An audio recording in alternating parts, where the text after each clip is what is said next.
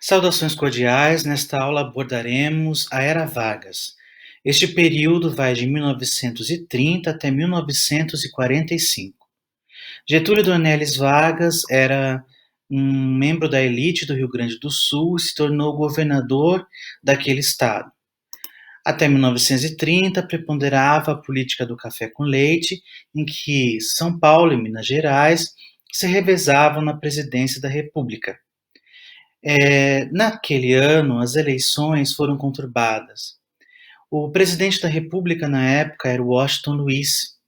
E o Washington Luiz, ao invés de apoiar um mineiro para ser o próximo presidente, porque seria a vez de Minas Gerais indicar o próximo presidente, o paulista, o Washington Luiz, representante de São Paulo, Washington Luiz, não indicou o mineiro, indicou Júlio Prestes, que era paulista.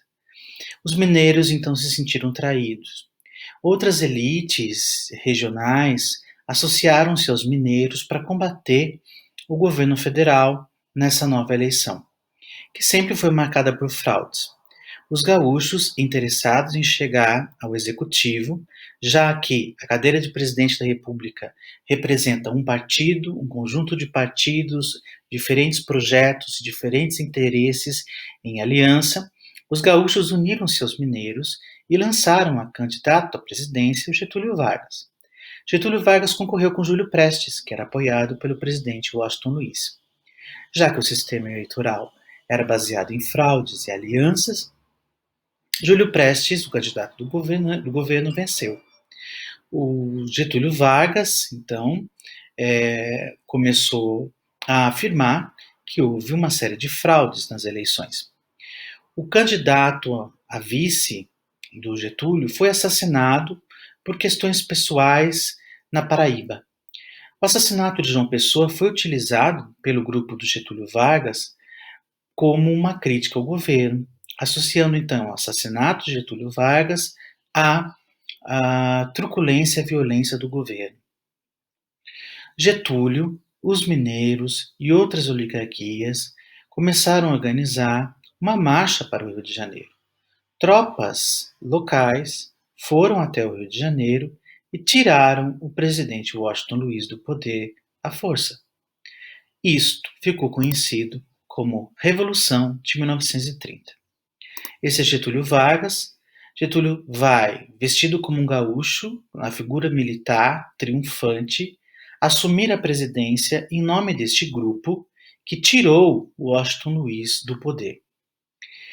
A Revolução de 1930, este nome Revolução, está mais associado às mudanças que este golpe representou do que ao fato.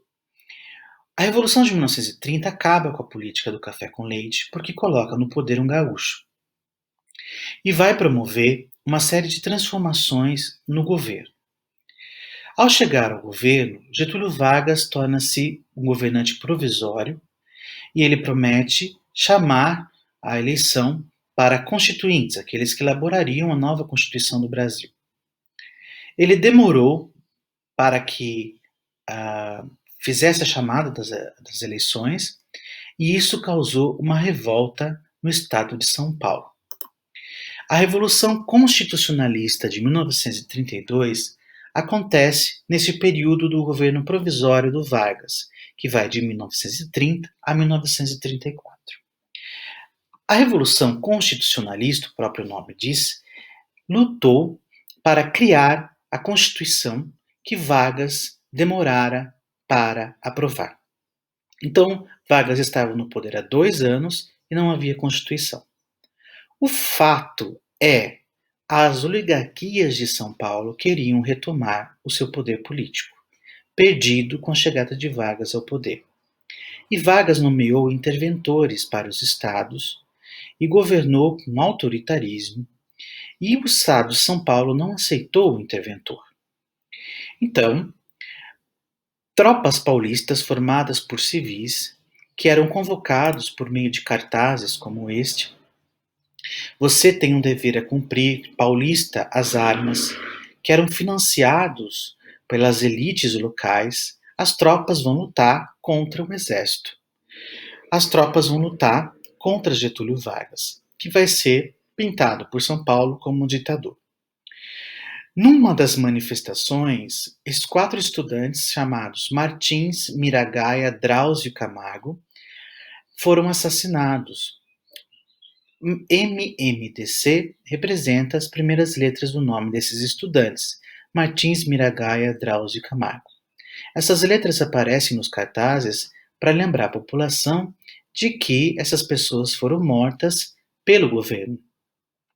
E eles trazem aqui no cartaz, por exemplo, a imagem do bandeirante, que é aquela figura histórica que saía de São Paulo para desbravar os sertões, trazendo a ideia então de coragem para combater o governo federal.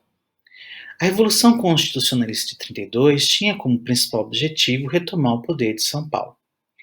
Ainda é comemorado em 9 de julho de todos os anos a Revolução Constitucionalista em São Paulo como símbolo de luta contra o governo federal e também de valorização da ideia do ser paulista. Vargas vai mandar as tropas vencerão e a revolução será sufocada. Mas, com a revolução, Vargas se vê pressionado a convocar eleições para os constituintes, que são aqueles que fizeram o texto da Constituição. E a Constituição vai ser aprovada em 1934. A Constituição de 1934, ela estabelecia que Vargas permaneceria no poder por mais 4 anos. Ao invés de estabelecer a eleição direta para presidente já imediatamente, não. Os constituintes mantiveram Getúlio no poder. Então ele sairia em 1938. A Constituição de 34 trouxe grandes avanços. Em 32, nas eleições para os constituintes, as mulheres já puderam votar. Em 1934, já estabelecia-se em lei a votação para todos, as mulheres teriam direito ao voto. Antigamente, nas eleições anteriores, não estabelecia a proibição feminina, mas o costume não permitia. Agora é garantido às mulheres o voto por lei. A Constituição também trazia direitos trabalhistas: 8 horas de trabalho semanais, salário. Isto foi estabelecido pelo governo Vargas. Inicialmente, vai se criar o Ministério do Trabalho, as leis trabalhistas serão implementadas e depois vai se criar um conjunto dessas leis na consolidação das leis do trabalho em 1943, a chamada CLT, Consolidação das Leis do Trabalho, CLT, em 1943, que é base para as políticas e para as nossas atividades como trabalhadores até hoje. Vargas vai ser conhecido como o presidente que instituiu as leis trabalhistas.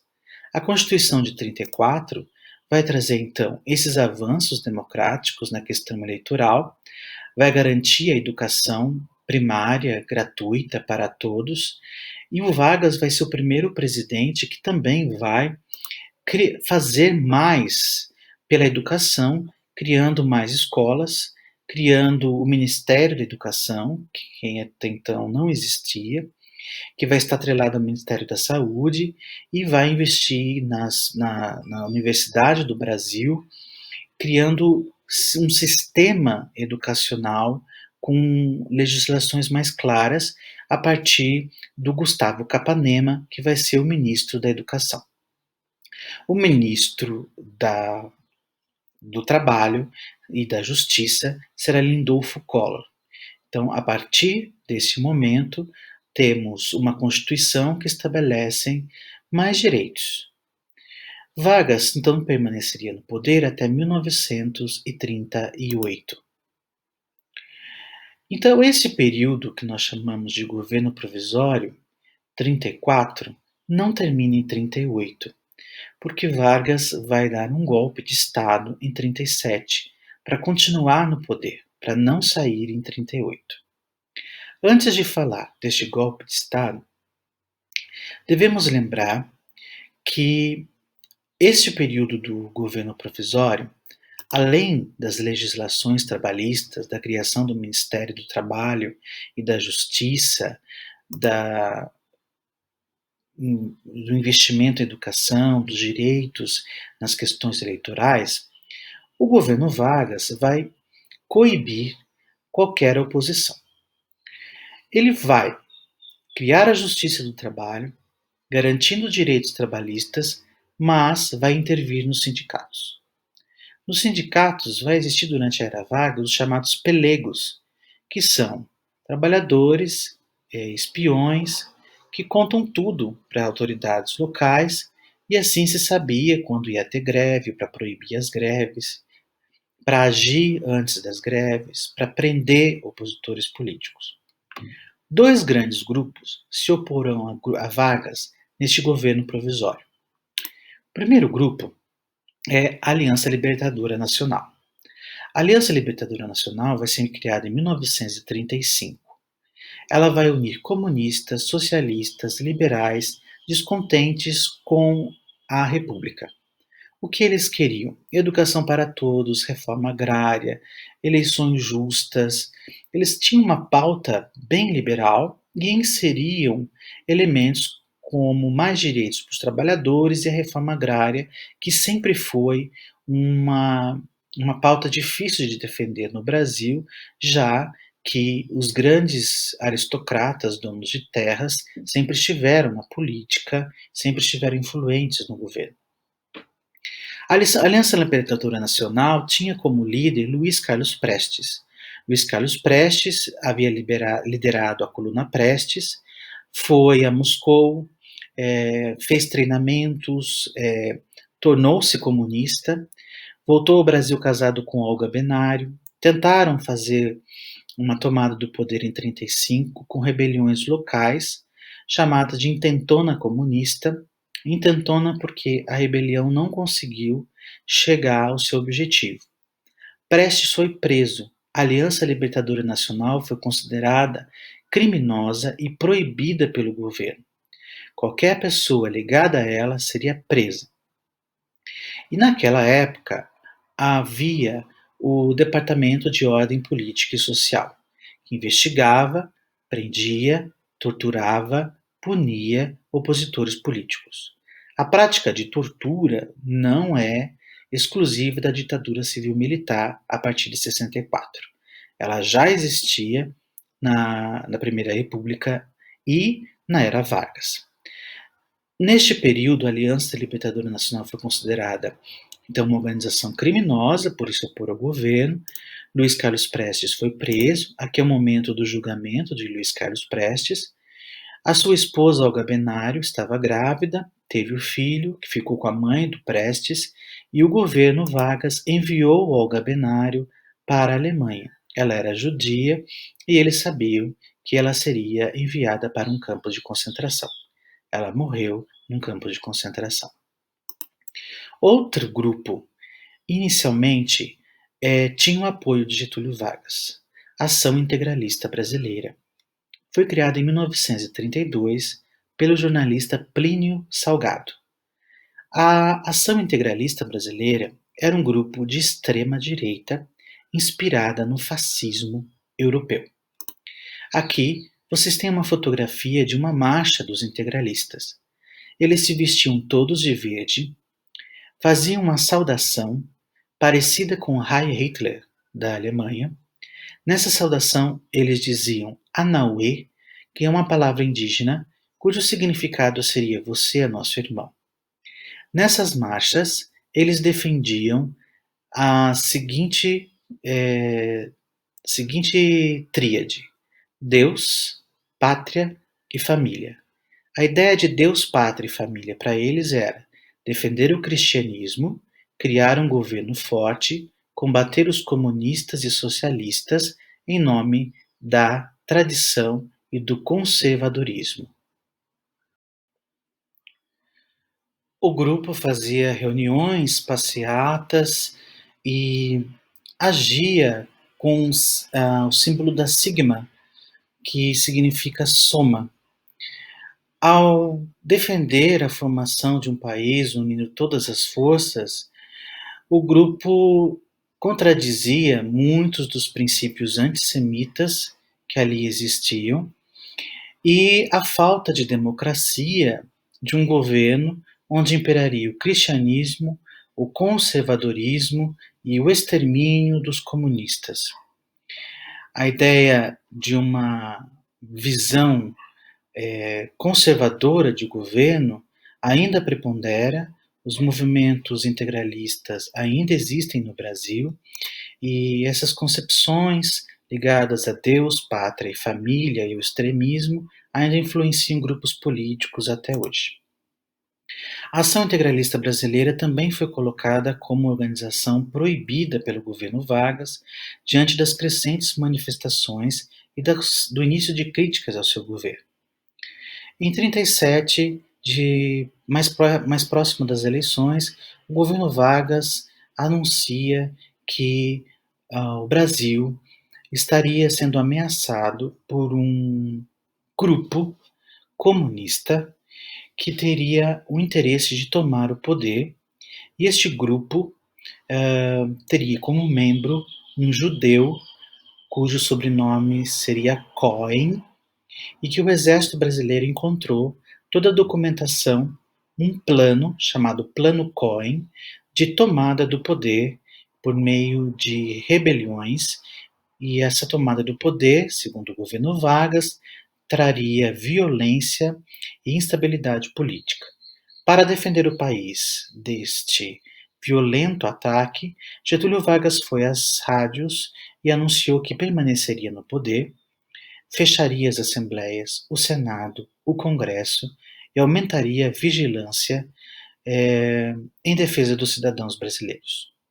Getúlio dava um golpe. Ao invés de fazer as eleições, ele se colocava na presidência e criara uma ditadura. Sem eleição, sem assembleias, sem liberdade, censura, repressão e prisão dos inimigos políticos. Este plano, que ficou conhecido como Plano Cohen, era falso. O exército divulgou um plano mentiroso. Isso nunca existiu.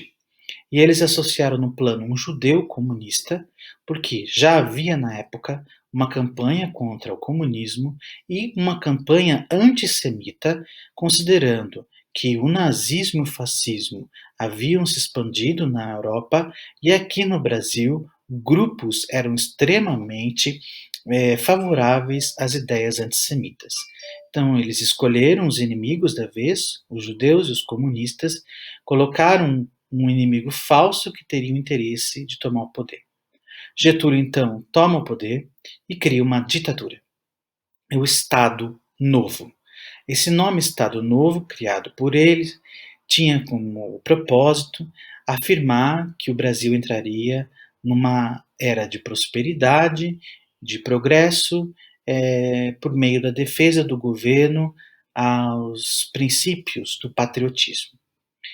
Nesta época, nós teremos perseguições a qualquer forma de oposição, como imigrantes alemães, italianos, espanhóis, a obrigação de falar a língua portuguesa nas escolas, professores serão presos por ensinar alemão ou a língua dos imigrantes, porque havia um projeto de criação de uma nação.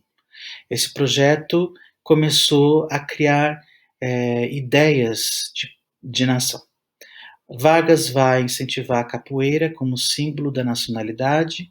Vargas vai incentivar a ideia de democracia racial, de que o branco, o negro e o índio harmonicamente criaram um país maravilhoso e diverso na sua cultura. A ideia de país tropical e de país do futebol. Estas imagens serão defendidas pelo governo Vargas. Para a ideia de patriotismo, de amor à pátria, vai ser incentivada nas escolas. Os sindicatos serão controlados pelo governo Vargas. A gente chama isso de corporativismo, quando o Estado controla as instituições, no caso, os sindicatos, por exemplo. Então, Os trabalhadores, eles vão ter o apoio do Estado Novo, no caso em 43, com a criação da Consolidação das Leis do Trabalho. Mas, ao possibilitar os direitos trabalhistas, o Vargas também controlava os trabalhadores, evitando as greves, evitando que eles tivessem voz e lutassem por mais. O governo Vargas vai criar uma Constituição, a Constituição de 37. Na Constituição, ele fecha todas as assembleias, tudo passa a ser controlado pelo governo Vargas, e nesta época eclode a Segunda Guerra Mundial, a partir de 39. O Brasil fica neutro. O Brasil, na verdade, tinha um interesse de manter a sua produção industrial. Vargas terá um projeto de nacional desenvolvimentismo. O que isso significa? Desenvolver as indústrias estatais. Desenvolver, por exemplo, indústrias de metalurgia, indústrias mineradoras, que fossem do Estado. Então ele tinha um projeto de desenvolvimento e diminuição da dependência externa. Quando a guerra eclode, o Brasil fica neutro. Os Estados Unidos da América passam a entrar em contato com Getúlio Vargas, na época o presidente era o Delano Roosevelt, para que o Brasil passasse a apoiar os aliados, ficasse do lado dos Estados Unidos. Havia um medo de que os alemães conseguissem espreitar pelo Oceano Atlântico e chegar a regiões estratégicas. O Nordeste brasileiro, o litoral, é estratégico como local de parada no Atlântico. Foi então feito um acordo entre Getúlio Vargas e Roosevelt, criando-se uma base no Nordeste brasileiro para os Estados Unidos. O Brasil declarava então guerra à Alemanha e fez isso depois, inclusive, que a Alemanha vai atingir embarcações brasileiras. E o Brasil também vai enviar soldados para lutar na Itália, na região de Monte Castelo, ao lado dos aliados. É criada a Força Expedicionária Brasileira, a FEB, cujo símbolo era uma cobra fumando, já que se dizia antes que seria mais fácil uma cobra fumar do que o Brasil enviar soldados para a guerra. De fato, a cobra fumou. O Brasil enviou os soldados para a guerra. Os pracinhas eles vão chegar já quase no fim da guerra, mas vão participar de algumas batalhas em Monte Castelo, vão precisar de apoio dos soldados aliados com uniforme e armas, e esses pracinhas vão retornar depois. Nós vamos ter centenas de mortes de brasileiros na guerra, e eles vão depois ser notados como heróis nacionais pela participação na Segunda Guerra Mundial. O Brasil ganhou um financiamento para a Companhia Siderúrgica Nacional. Os Estados Unidos deram dinheiro para a construção da Companhia Siderúrgica Nacional em troca desse apoio. Getúlio Vargas também, durante a era Vargas, vai incentivar a criação de outras indústrias estatais, como a Companhia Vale do Rio Doce. Depois, quando ele for reeleito, em 51, ele vai criar a Petrobras. Então, as grandes estatais brasileiras, com exceção da Eletrobras, começam a ser construídas na era Vargas. Para controlar a imagem de Getúlio Vargas, mostrando uma imagem positiva, o Departamento de Imprensa e Propaganda vai divulgar nas rádios, nas cartilhas, como esta cartilha escolar, nas revistas, uma imagem do presidente como alguém que é a favor, que é o salvador, e principalmente uma imagem que ficou consolidada como o pai dos pobres. Getúlio Vargas é conhecido até hoje como o pai dos pobres. Esta imagem favorável a Vargas escondia a censura. Então, tudo passava pelo DIP, as músicas, as marchinhas da época. O DIP fazia músicas para rádio, Na época, a televisão ainda não era difundida.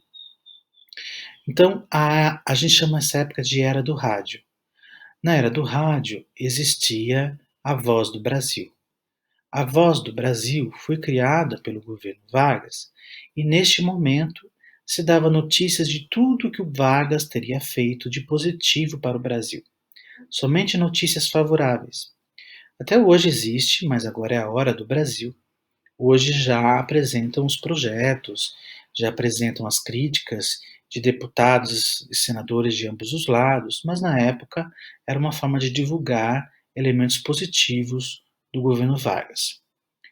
A educação também valorizava o patriotismo e enaltecia Vargas. Com o fim da Segunda Guerra Mundial, estudantes, jornalistas começam a questionar a permanência de Vargas no poder. Se o Brasil lutou contra os nazistas, que representam a falta de democracia, como permanecer numa ditadura em que não há eleição, em que o presidente está no poder sem ser eleito? Vargas já estava no poder há 15 anos.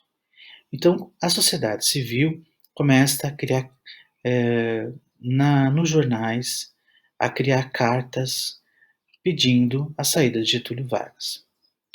E o Getúlio, vendo a pressão de estudantes, intelectuais, jornalistas para que ele saísse, também vai insuflar os trabalhadores para que esses defendam a permanência de Vargas no poder.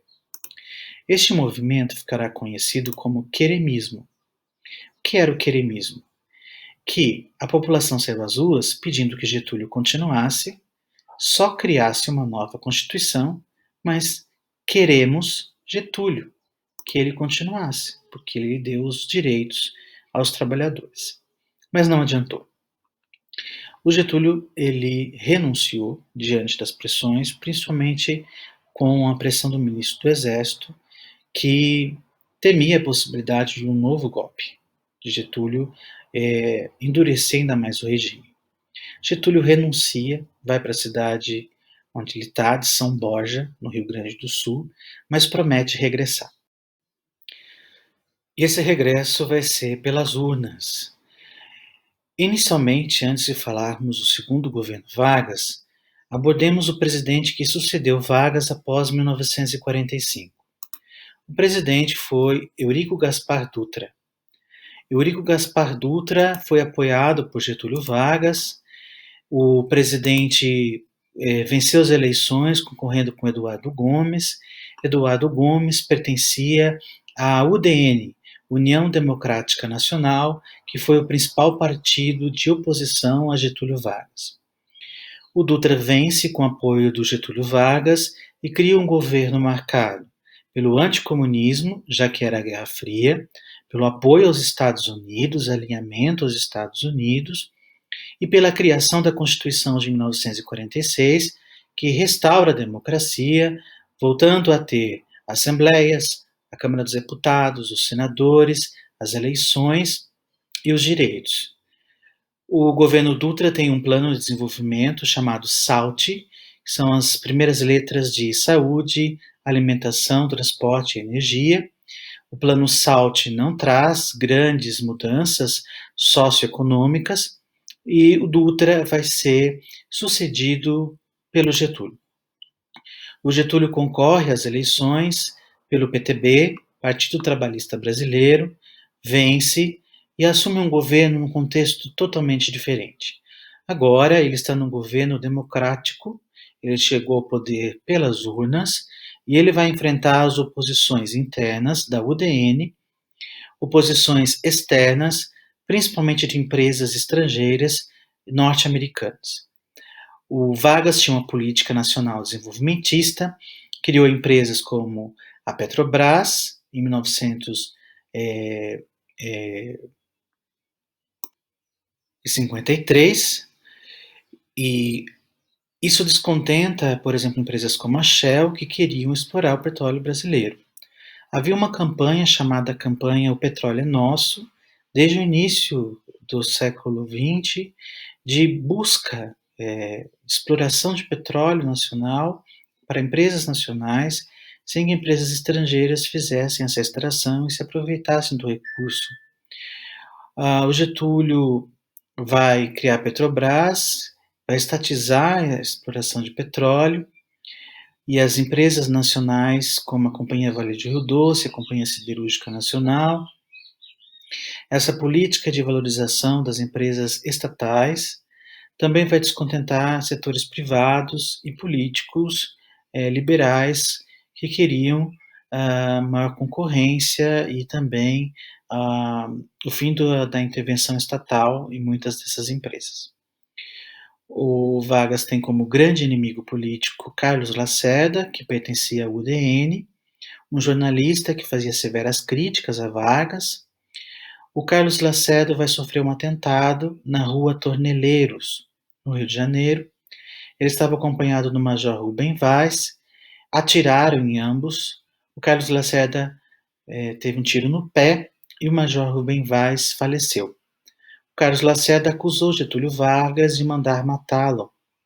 Começaram as investigações e aqueles que atiraram foram enviados para o atentado pelo chefe da Guarda de Defesa do Getúlio Vargas. O chefe da guarda foi preso, ele assumiu que mandou ambos averiguarem o Carlos Lacerda, com quem ele se reunia, mas que não era para atirar, apenas ficar investigando. Eles atiraram porque o Carlos Lacerda teria identificado que estava sendo seguido.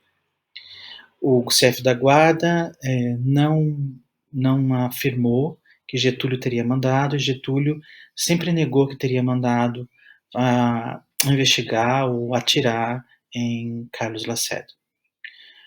Fato é que o atentado em Carlos Lacerda foi amplamente divulgado pela imprensa e Getúlio começou a sofrer pressões para renunciar.